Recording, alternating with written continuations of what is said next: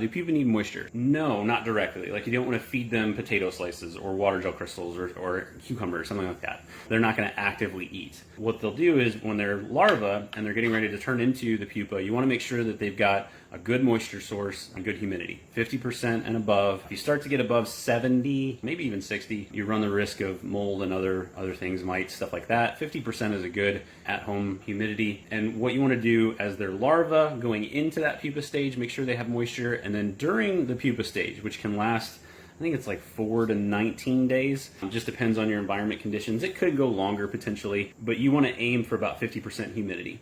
And so if you live in, like we have a bunch of folks that live in the Southwest, and even in the Midwest here, it gets dry during the summer sometimes. We have a lot of humidity, but wintertime it gets really dry. I actually use a humidifier. Depending on your setup, you can do a humidifier if that's an option for you, and that's going to humidify the entire room, obviously. If you don't want to do a humidifier, if you use a tray system, if you use a Rubbermaid tray system, and you close that tray and it's enclosed, it's not open vent or an open tray just been sitting on a table or something, you can create a microclimate in there with a very lightly misted damp paper towel. You don't want it dripping, you don't want it sopping wet. Just get it a little wet to start trying this and put it in that tray with your pupa and close it. And that's going to create a microclimate inside of that tray that's going to give a higher humidity for your pupa and help them out during that stage.